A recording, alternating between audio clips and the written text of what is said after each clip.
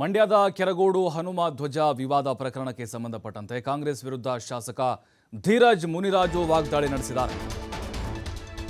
Young MLA ಬಿಜೆಪಿಯದ್ದು ಈ ಧ್ವಜದ ವಿಚಾರಕ್ಕೆ ವಾಗ್ದಾಳಿ ನಡೆಸಿದ್ದಾರೆ. ಕಾಂಗ್ರೆಸ್ ಸರ್ಕಾರದ ವಿರುದ್ಧ ಹನುಮ ಧ್ವಜ ವಿಚಾರವನ್ನ ದೊಡ್ಡದು ಮಾಡಿದ್ದೆ ಕಾಂಗ್ರೆಸ್ನವರು. ಕೋಮುವಾದಿ ಪಕ್ಷ ಯಾವುದೆಂದು ಜನರೇ ತೀರ್ಮಾನವನ್ನ ಮಾಡಲಿ. ಧ್ವಜ ವಿಚಾರದಲ್ಲಿ ಕಾಂಗ್ರೆಸ್ ರಾಜಕೀಯ ಮಾಡ್ತಾ ಇದೆ ಅಂತೇಳಿ ಬಿಜೆಪಿಯ ಶಾಸಕ ಧೀರಜ್ ಮುನಿರಾಜು ಕಾಂಗ್ರೆಸ್ ಸರ್ಕಾರದ ವಿರುದ್ಧ ವಾಗ್ದಾಳಿಯನ್ನ ನಡೆಸಿದ್ದಾರೆ.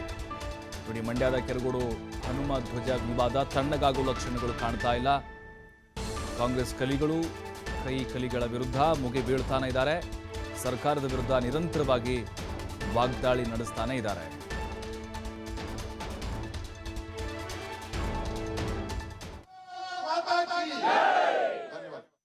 ಗ್ರಾಮದಲ್ಲಿ ಚಂದ ತಗೊಂಡು 6 ಲಕ್ಷ ರೂಪಾಯಿ ಬಜೆಟ್, ಇದರಲ್ಲಿ 108 ಅಡಿ ಸ್ತಂಭ ಸ್ಥಾಪನೆ ಮಾಡಿ ಅದರಲ್ಲಿ ಹನುಮ ಧ್ವಜ ಹಾರಿಸಿದ್ದಾರೆ. ಅವ್ರ ಸ್ವಂತ ಖರ್ಚಲ್ಲಿ, ಅವ್ರ ಸ್ವಂತ ದೇಣಿಗೆ ಹಣದಲ್ಲಿ ಮಾಡ್ಕೊಂಡಿದ್ದಾರೆ. ಸರ್ಕಾರದ ಕಂಬ ಅಲ್ಲ, ಸರ್ಕಾರದ ಆಸ್ತಿ ಅಲ್ಲ. ಏರ್ಪೋರ್ಟಲ್ಲಿ ಸರ್ಕಾರದ್ದು ರಾಷ್ಟ್ರಧ್ವಜ ಆಡ್ತಾ ಇದೆ. ಅಲ್ಲಿ ಹೋಗಿ ತೆಗೆದ್ಬಿಟ್ಟು ನಾನು ಹನುಮ ಧ್ವಜ ಹಾಕಿದ್ರೆ ನನ್ನ ಜೈಲಿಗೆ ಹಾಕ್ಬೋದು. 100ಕ್ಕೆ 100 ನಾನು ಮಾಡ್ತಿರೋಂಥದ್ದು ಅಪರಾಧ. ನಮ್ಮ ಮನೆ ಮೇಲೆ ನಾನು 108 ಅಡಿ ಕಂಬ ಎತ್ಬಿಟ್ಟು ನಾನು ಹಾಕ್ಕೊಂಡ್ರೆ ನಾನು ವೈಯಕ್ತಿಕ ಅಲ್ವಾ? ತೆಗಿಯೋಕ್ಕೆ ಮುಂಚೆ ನೋಟಿಸ್ ಕೊಟ್ಟಿದ್ದಾರಾ? ಓಕೆ. ಒಂದು ರಾಷ್ಟ್ರಧ್ವಜಕ್ಕೆ ಏನೆಲ್ಲ ಗೌರವ ಇದೆ, ಏನೆಲ್ಲ ಫಾಲೋ ಮಾಡ್ಬೇಕು ಹಾರಿಸುವಾಗ, ಯಾರಾದರೂ ಫಾಲೋ ಮಾಡಿದ್ರಾ? ಕಾಂಗ್ರೆಸ್ ಸರ್ಕಾರ ನಾವು ಕೋಮುವಾದಿ ಅಲ್ಲ, ನಾವು ಜಾತ್ಯತೀತ ಸರ್ಕಾರ, ಸರ್ವ ಜನಾಂಗಕ್ಕೂ ನಾವು ಇದು ಮಾಡ್ತೀವಿ ಅದು ಮಾಡ್ತೀವಿ ಅಂತಾರಲ್ಲ, ಇವರು ಯಾವ ರೀತಿ ಕೇವಲ ಅಲ್ಪಸಂಖ್ಯಾತರ ಪರ ಇದ್ದು ಬಹುಸಂಖ್ಯಾತರ ವಿರುದ್ಧವಾಗಿರುವಂಥ ಷಡ್ಯಂತ್ರವನ್ನು ರಾಜ್ಯದಲ್ಲಿ ರೂಪಿಸ್ತಾ ಇದ್ದಾರೆ. ಪ್ರಾಬ್ಲಮ್ ಏನಿದೆ? ಅಲ್ಪಸಂಖ್ಯಾತರಿಗೆ 1000 ಕೋಟಿ ಕೊಟ್ಟಿದ್ದೀರಾ, ವೆರಿ ಗುಡ್. ಬಹುಸಂಖ್ಯಾತರಿಗೆ ಎಷ್ಟು ಕೊಟ್ಟಿದ್ದೀರಾ? ಅಥವಾ ದಲಿತರಿಗೆ ಎಷ್ಟು ಕೊಟ್ಟಿದ್ದೀರಾ? ಅಥವಾ ಹಿಂದುಳಿದ ಸಮಾಜಗಳಿಗೆ ಎಷ್ಟು ಕೊಟ್ಟಿದ್ದೀರಾ? ಸೆಕ್ಯುಲಿಯರ್ ಅಲ್ವೇನು ಸರ್ ಅವ್ರು ಸೆಕ್ಯುಲಿಯರ್ ಬ್ರ್ಯಾಂಡ್ ಹಾಕ್ಕೊಂಡವ್ರೆ, ಟ್ಯಾಟೂ ಫೋರ್ಹೆಡ್ ಮೇಲೆ ಹಾಕ್ಕೊಂಡು ನಾವು ಸೆಕ್ಯುಲಿಯರ್ ಅಂತಾರೆ. ಸೆಕ್ಯುಲಿಯರ್ ಅವರ ನಾವಾ?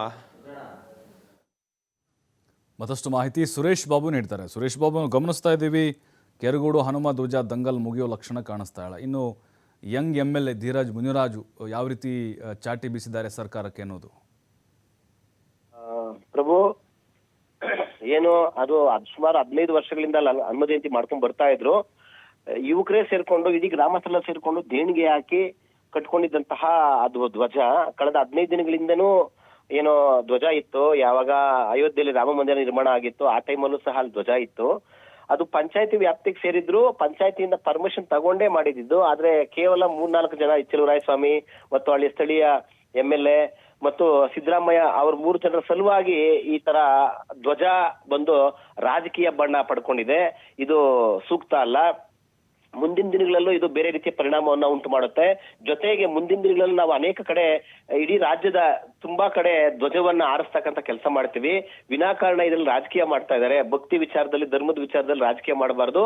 ಇದು ರಾಜ್ಯ ಸರ್ಕಾರಕ್ಕೆ ಮತ್ತು ಸಿದ್ದರಾಮಯ್ಯ ಅವರಿಗೆ ತರವಲ್ಲ ಅಂತಕ್ಕಂಥ ಮಾತುಗಳನ್ನ ಧೀರಜ್ ಮುನಿರಾಜ್ ಅವರು ನಿನ್ನೆ ಸಂಜೆ ದೊಡ್ಡಬಳ್ಳಾಪುರದಲ್ಲಿ ಜಿಲ್ಲಾಸ್ಪತ್ರೆ ಹೋರಾಟ ನಡೆಯುತ್ತೆ. ಆ ಹೋರಾಟದ ಸಂದರ್ಭದಲ್ಲಿ ಈ ರೀತಿ ತಮ್ಮ ಆಕ್ರೋಶವನ್ನ ವ್ಯಕ್ತಪಡಿಸಿರ್ತಕ್ಕಂಥದ್ದು. ಈಗ ರಾಜಕೀಯ ಮಾಡೋದಾದ್ರೆ ಬೇರೆ ವಿಚಾರಗಳಿದೆ, ಆ ವಿಚಾರಗಳಲ್ಲಿ ರಾಜಕೀಯ ಮಾಡ್ಲಿ. ಆದ್ರೆ ಧ್ವಜದ ವಿಚಾರದಲ್ಲೂ ರಾಜಕೀಯ ಮಾಡಿಕೊಂಡು ಸುಮ್ಮನೆ ಶಾಂತವಾಗಿದ್ದಂತಹ ಏನು ಮಂಡ್ಯ ಜಿಲ್ಲೆ ಕೆರಗೋಡು ಪ್ರದೇಶವನ್ನ ಈಗ ತೀವ್ರ ಸೂಕ್ಷ್ಮ ಪ್ರದೇಶವನ್ನ ಮಾಡ್ಲಿಕ್ಕೆ ಹೊರಟಿದ್ದಾರೆ. ಎಲ್ಲೋ ಒಂದ್ ಕಡೆ ಮುಸ್ಲಿಂ ಸಮುದಾಯದ ತುಷ್ಟೀಕರಣ ಮಾಡಿಕೊಂಡು ಹಿಂದೂಗಳನ್ನ ಕಡೆಗಣಿಸ್ತಾ ಇದ್ದಾರೆ. ಹಿಂದೂಗಳನ್ನ ಪದೇ ಈ ತರ ಕೆಣಕಿದ್ರೆ ಮುಸ್ಲಿಮರ ತುಷ್ಟೀಕರಣ ಜಾಸ್ತಿ ಆದ್ರೆ ಮುಂದಿನ ದಿನಗಳಲ್ಲಿ ಜನರು ಸಹ ಉತ್ತರ ಕೊಡ್ತಕ್ಕಂಥ ಕೆಲಸ ಮಾಡ್ತಾರೆ. ಈಗ 2024 ಲೋಕಸಭಾ ಚುನಾವಣೆ ಬರ್ತಾ ಇದೆ. ಚುನಾವಣೆ ಹಿನ್ನೆಲೆಯಲ್ಲಿ ಈ ತರ ಒಂದು ಸಮುದಾಯವನ್ನ ತುಷ್ಟೀಕರಣ ಮಾಡ್ಕೊಂಡು ಮತ್ತೊಂದು ಸಮುದಾಯವನ್ನ ಅವಹೇಳನ ಮಾಡ್ತಕ್ಕಂಥ, ಧಾರ್ಮಿಕ ಭಾವನೆಗಳಿಗೆ ಧಕ್ಕೆ ತರತಕ್ಕಂಥ ಕೆಲಸ ಆಗ್ತಾ ಇದೆ. ಮಾತಕ್ ಮೊದಲು ಬಿಜೆಪಿ ಕೋಮುವಾದಿ ಪಕ್ಷ ಅಂತ ಹೇಳ್ತಾರೆ. ಕಾಂಗ್ರೆಸ್ ಮಾಡ್ತಾ ಇರೋದು ಕೋಮುವಾದ ಅಲ್ವಾ? ಒಂದು ಸಮುದಾಯವನ್ನ ಅಥವಾ ಒಂದು ಜನಾಂಗವನ್ನ, ಒಂದು ಧರ್ಮದ ಜನರನ್ನ ತುಷ್ಟೀಕರಣ ಮಾಡೋದು ಕೋಮುವಾದ ಅಲ್ವಾ? ಭಾರತೀಯರು ಧರ್ಮ ಸಹಿಷ್ಣುಗಳು, ಆದ್ರೆ ಕಾಂಗ್ರೆಸ್ ಏನೋ ಭಾರತದ ಧರ್ಮ ಸಹಿಷ್ಣುತೆಯನ್ನ ಕೆಡಿಸ್ತಾ ಇದೆ ಅಂತಕ್ಕಂಥ ಆತಂಕವನ್ನ, ಆಕ್ರೋಶವನ್ನ ಮಾಧ್ಯಮಗಳಿಗೆ ಮಾತನಾಡ್ತಾ, ಅದರಲ್ಲೂ ಮುಖ್ಯವಾಗಿ TV5ಗೆ ಮಾತನಾಡ್ತಾ ಧೀರಜ್ ಮುನಿರಾಜು ದೊಡ್ಡಬಳ್ಳಾಪುರ ಶಾಸಕರು ಆಕ್ರೋಶವನ್ನ ವ್ಯಕ್ತಪಡಿಸಿದ್ದಾರೆ. ಪ್ರಭು, ಥ್ಯಾಂಕ್ ಯು ಸುರೇಶ್ ಬಾಬು ಮಾಹಿತಿಗಾಗಿ.